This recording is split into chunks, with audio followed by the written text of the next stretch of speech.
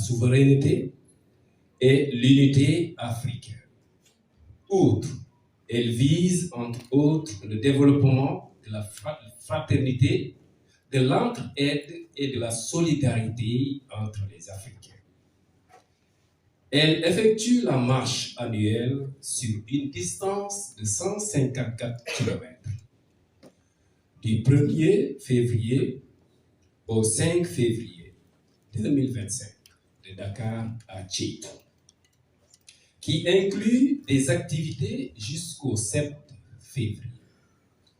Le but est de commémorer le décès du grand homme Cheikh Anta Diop et de le rendre hommage en organisant des sensibilisations tout le long du parcours. Cette année, nous sommes à notre 11e édition. Initiée par une seule personne, aujourd'hui, cette marche regroupe plus d'une cinquantaine de personnes venant d'horizons divers de l'Afrique. Toujours dans le parcours, les marcheurs passent dans les écoles pour discuter avec les élèves et les inciter à aller à la découverte de celui qui a bouleversé le monde de l'égyptologie. À présent, je vais vous faire une présentation du parcours, c'est-à-dire du 1er février. Les marcheurs prennent le départ à l'université Cheikh Anta Diop à 8 heures pour passer la nuit à Bargny. Ça, c'est la première étape. La deuxième étape, c'est de Bargny à Thiès. La troisième étape, c'est de Thiès à Khombole. La quatrième étape, c'est de Khombole à Bambey Université. Et la cinquième étape, de Bambey à Tchétou. Différents autres panels et causeries seront organisés durant le long du trajet pour sensibiliser les populations de notre vision. Les marcheurs se reposent le 6 février et le 7 février, c'est le jour de la commémoration du décès de Cheikh Anta Diop. Merci beaucoup. Merci beaucoup. di leen remercier aussi ci teewlu bi waaye néew bi dañ koy jël teg ko ci loxo ki nga xamante ni moom moo di le directeur du Grand Théâtre monsieur Guèye di ko jaajëfal en tant que partenaire officiel de la marche internationale Dakar Tchétou ñu jël ñooñu aussi teg ko ci loxo ki nga xamante ni moom moo di le chargé de la communication du ministre bien du premier ministre monsieur Ousmane Sonko du nom de Massira Camara nuyu aussi ki nga xamante ni moom moo di suñu parrain monsieur Hervé Fall qui est un ancien compagnon de Cheikh Anta Diop que nous avons l'honneur cette année-ci de lui faire le parrain de notre 11e édition de la marche internationale Dakar Tchétou. Noonu la ñu nuyoo aussi toutes les marcheurs ainsi que toutes les journalistes qui sont ici présents. ñuy ñëw rek si li nga xamante ni moom moo di historique bu marche internationale Dakar Tchétou.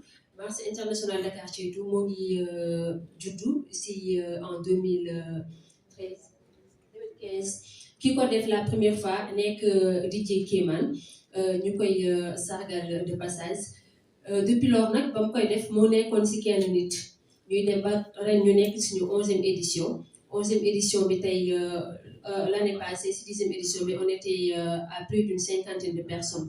Donc, pour dire l'évolution un tout petit peu de la marche internationale Dakar Tchétou. Et aussi, cette même marche de Dakar Tchétou, la marche internationale Dakar Bamako, qui est de 1362 km pour soutenir le peuple frère du Mali face à l'embargo, bi nga xamante ni moom la CEDEAO defoon si peuple malien boobu. Même marche bi aussi, marche Bamako Ouagadougou, qui est de 862 km.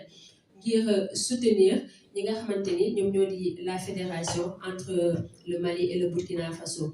Marche Dakar Tchétou moo ngi nekk si 154 kilomètres ñu koy dox si juróomi fan premier jour bi ñoo ngi jógee fi nga xamante ni moom moo di la grande porte de l'université Cheikh Anta Diop dem fanaane foofu ñu naan Bargny bu ñu jógee Bargny deuxième jour bi ñoo ngi fanaane fi nga xamante ni moom moo di Khombol Thiès plutôt troisième jour ñu dem fanaane fi nga xamante ni moom moo di Khombol quatrième jour ñu dem fanaane foofee di université bu Bambey cinquième jour ñu dem fi nga xamante ni moom moo di Ceytu moom moo di dernière étape bi et durant la marche aussi ñoo ngi def ay passage ci biir établissement yi di waxtaan ak élèves yi di leen ñaax à ce que ñu dem gën a gëstu jiwaat si suñu mag ñu baax ñi ndax bu ñu nee mag ñu baax ñi peut-être la marche parle de Cheikh Anta Diop mais vision bi mooy pousser leen à ce que ñu dem gëstu jiwaat li nga xamante ni moom moo di histoire du Sénégal gën a xam aussi li nga xamante ni moom la fi mag ñu baax ñi bàyyi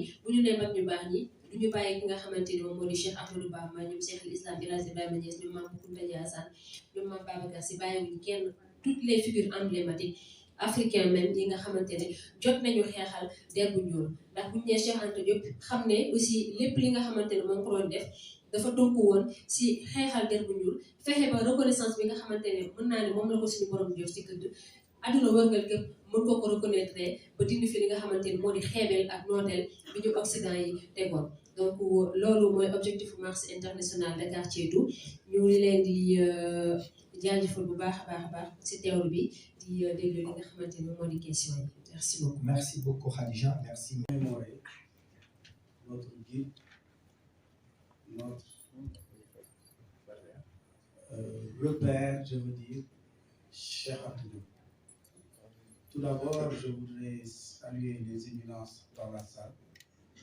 Je vais juste citer le parrain, Mamadou Fall, qui va distribuer nos salutations à toute la salle et vous dire juste ce qui nous lie à cet événement. Le Grand Théâtre a pour mission, vous allez me donner 30 secondes pour vous expliquer les missions du Grand Théâtre. Le Grand Théâtre a pour mission d'accompagner le développement des arts du spectacle en général, du théâtre en particulier au niveau africain.